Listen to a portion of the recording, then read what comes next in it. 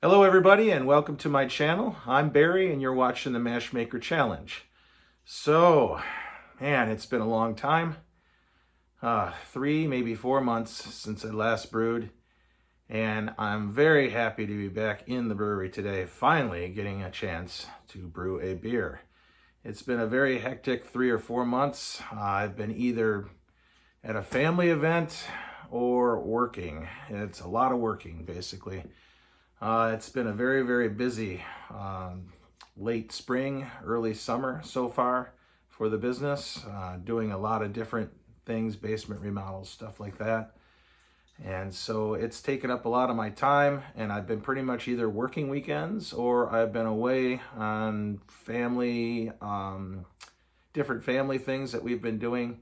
But it seems like every single weekend has been filled. But this weekend, finally, I get a day. So today I am brewing a Irish red ale that I'm hoping to have ready in about 2 weeks. So in 2 weeks, I'm heading out to Minnesota for one of my favorite parties. This party hasn't been happening for the last 2 years because of COVID, but now it's on, and it's called the Pig Out. Brian Adams throws a party pretty much every year at his house, and it's called the Pig Out. And basically what it is a lot of barbecuing and a lot of homebrew. So they have a contest every year to see who can make the best brisket. There'll be a full pig on a smoker. And last time I was there, they also did a full alligator, which was really, really tasty. All the beers and the meads that I had that day were incredibly good, all made by really good brewers out that way. So pretty much the whole Chop and Brew crew kind of shows up and does their thing on that day. And it's a great party. It's just filled with food and good times, lots of good people. So I'm really looking forward to that.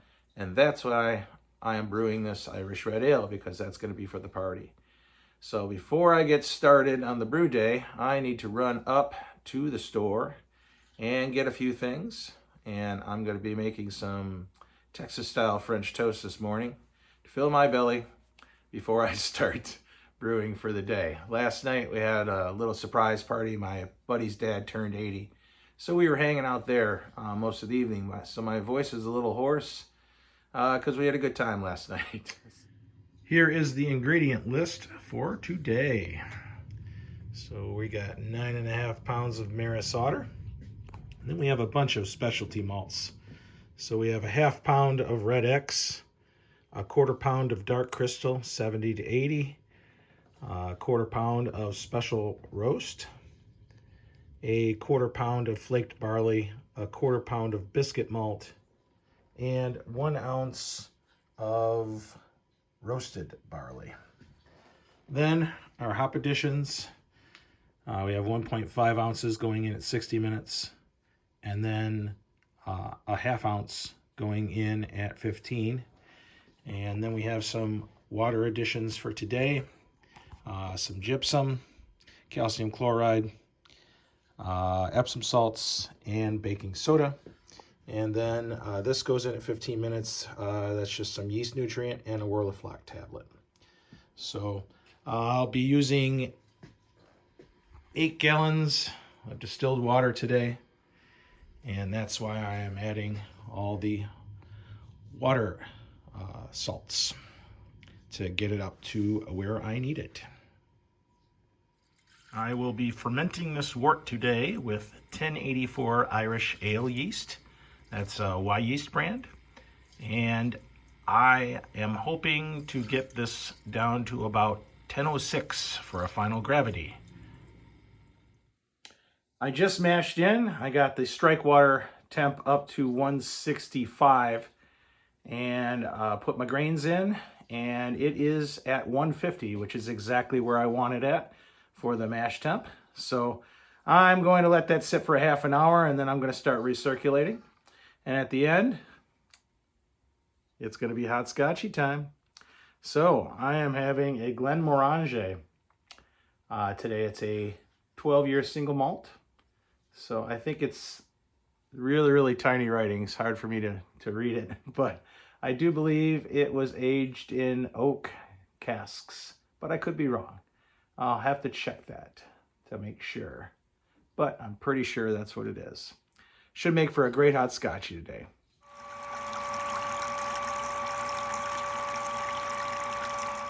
Here's the first wort.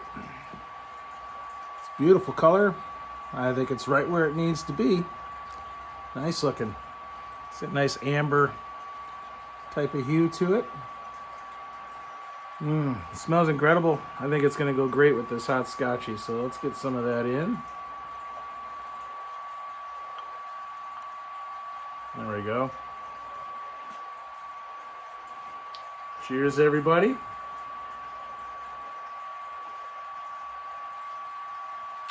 Oh, that's fantastic.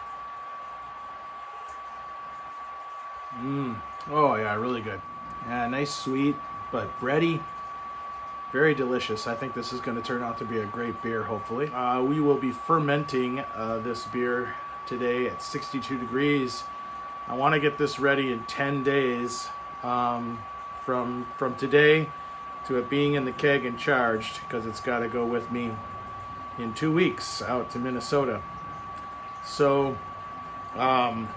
each day after the beginning of fermentation, oh, I can hear the Blue Angels are flying over the top of me right now. To the air shows this weekend here in Milwaukee. And the Blue Angels were flying over on Friday. It was pretty cool. I might put a little video of them flying over inside this one. But anyhow, back to this. So I'm going to start fermentation at 62, and then I'm going to ramp it up 1 degree every day until it's done fermenting. So I'm hoping it'll be done in 4 to 5 days.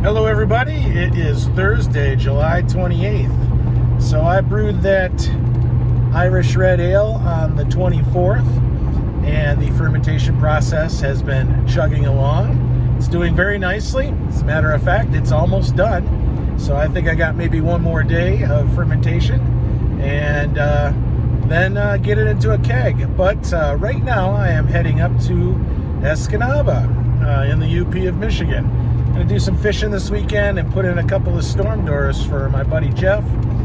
So really looking forward to that. And once I get back, then I'll cold crash that Irish Red and get it on CO2 and get it ready for the pig out.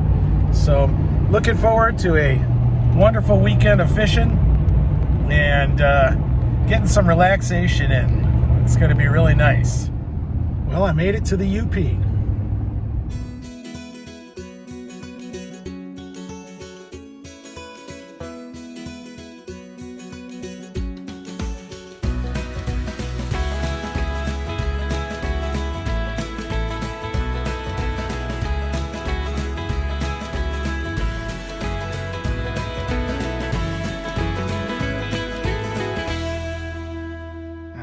Jeff's house, and we are about to go out in this boat. There it is, right there. Let's see if there's a name on this boat. I think this might be the boat. It's got a nice little walleye sticker on there. That's what we're going for tonight. It's a beautiful looking boat. Yep, there's the name right there. That's what it's all about in the UP of Michigan. Max Relax. Go ahead. I'm steering the boat. That's only my job. Jerry's here to catch fish. We're both here to catch fish. We're on our way out to Bay de Noc right now. We're here to see bubblegum and kick ass. We're all out of bubblegum. That's right.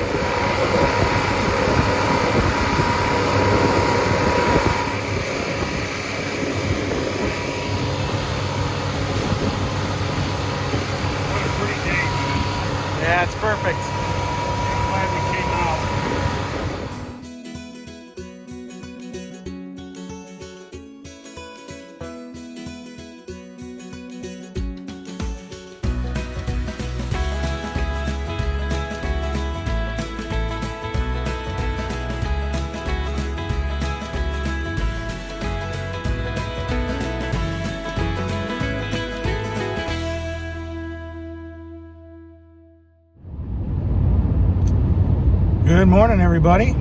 Day one was a success.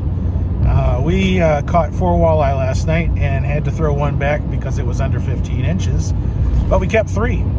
And Jeff's wife Rachel is going to clean them today and bring them out to the cabin tomorrow, which is where I'm heading right now. We are heading to the cabin. She's going to bring them out and cook them up tomorrow night, so we're going to have a delicious walleye fish fry. But we're heading to the cabin right now. We're going to get set up out there and then probably jump in the smaller boat and go to Jean's Pond. So that is next. We are in Jean's Pond, which is real close to Ralph, Michigan.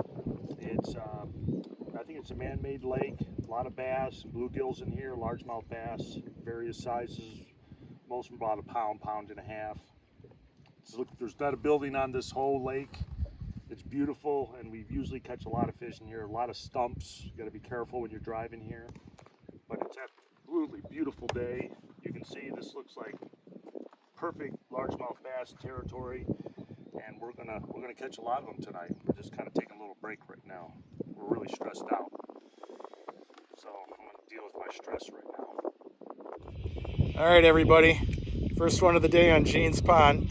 That's a small guy, maybe 10-12 inches, but hey, it's a fish, and it was fun. He really hit this hula popper hard. Not bad. Better than average.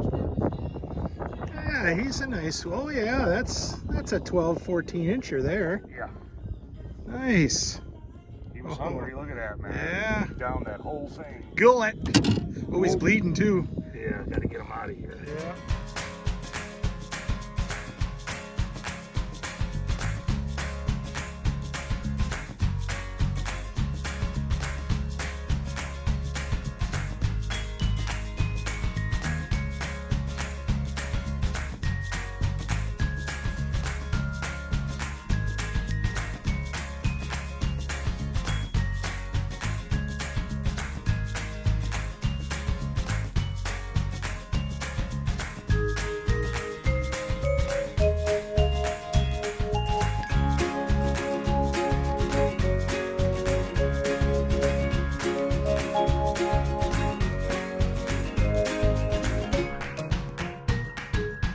Day 2 on Jean's Pond.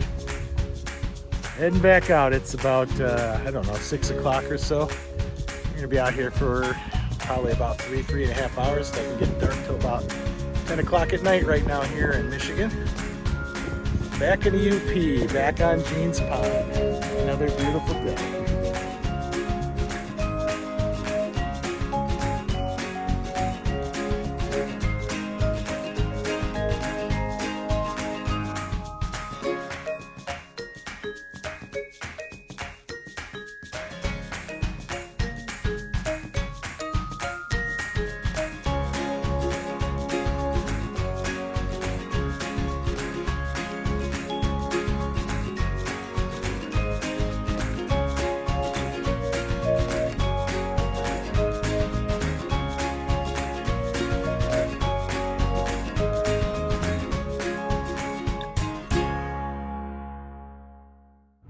Good morning, everybody. It is 10:41 in the morning on August 4th.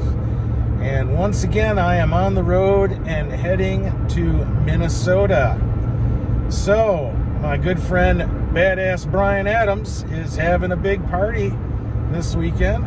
It's called the Pig Out. And he has this just about every year, except for the last 2 years. Had to cancel because of that nasty little cold virus that's going around.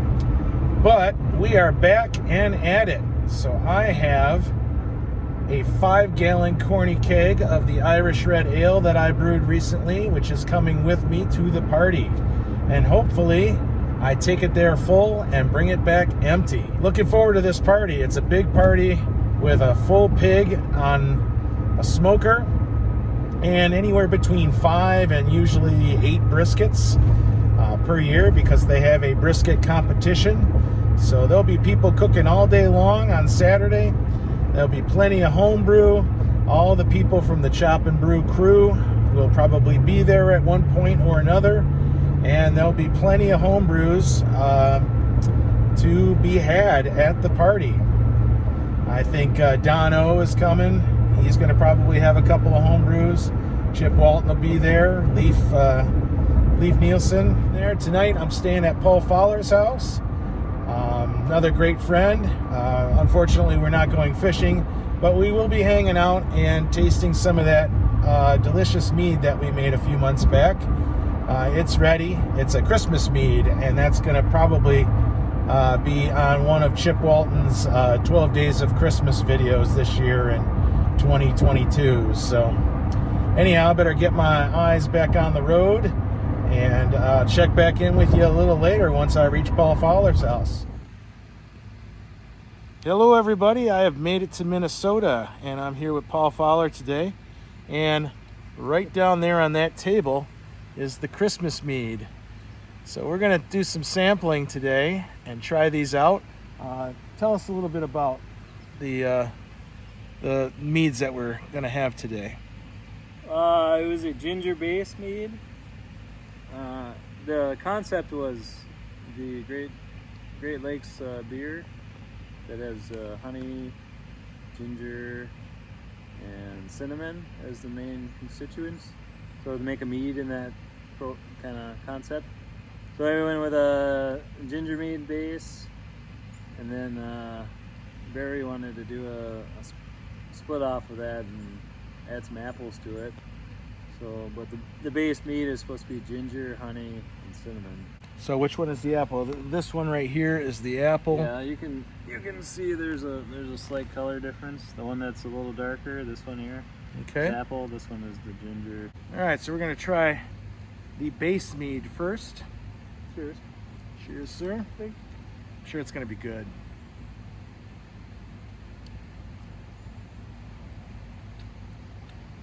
Wow. So very ginger forward. Getting a little bit of cinnamon in there, but the ginger is literally warming the back of my throat just a teeny bit. Yeah, you could almost confuse it with being hot. It's nice. Yeah. Ginger heat, not alcohol. Yeah, it's very good. It's very good. But the honey is really coming through on the backside. After the ginger kind of goes away, you really get a nice honey flavor to it. Yeah, the cinnamon's there, but it's not like slap you in the face cinnamon.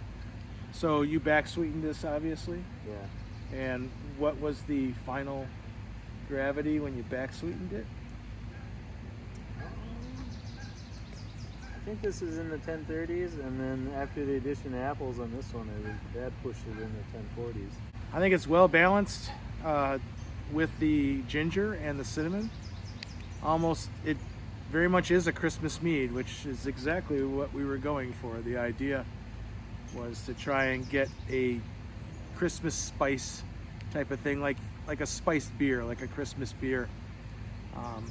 This very much hit right on the mark, I do believe. It was interesting when back sweetening this that the sweeter I went with it, the more the ginger got pushed to the side.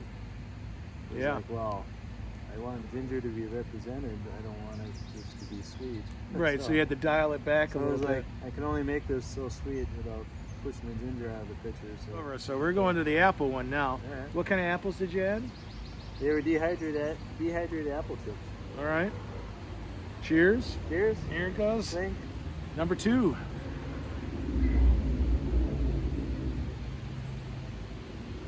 Oh, that's so much smoother. Yeah, you don't get as much ginger. Yeah. It's sweeter. You get apple, cinnamon. I do get the ginger heat on the finish, like this one had, but this one's more amped up than this one. Yeah, this one's got a little bit more bite to it. It just doesn't have as much going on as the apple does. Both of them are amazing. Both these meads are incredibly good. That was a good choice, Barry, with the apples. Thank you. Thank you. Yeah, every once in a while I get a good suggestion in here and there, and I get lucky. I was thinking cranberry, but no. Okay. Cranberry would change the color. It would look pretty cool. I think it would give it a nice color to it. Maybe next year we'll have to do another one of these, and we'll do that one with cranberry, and then one with apple, and one with regular ginger. So I think this one's gonna stay in the lineup somewhere. But yeah, this is a good one. This is really good. I like this one a lot. Both of them are very tasty. I think next year we'll maybe step it up a little bit, try some different fruits, and keep the the base idea going here, because I think we got a good thing going here for sure. Yeah, I could drink about a gallon of this. It's nice to be back in Minnesota. Yep. For Every sure. day.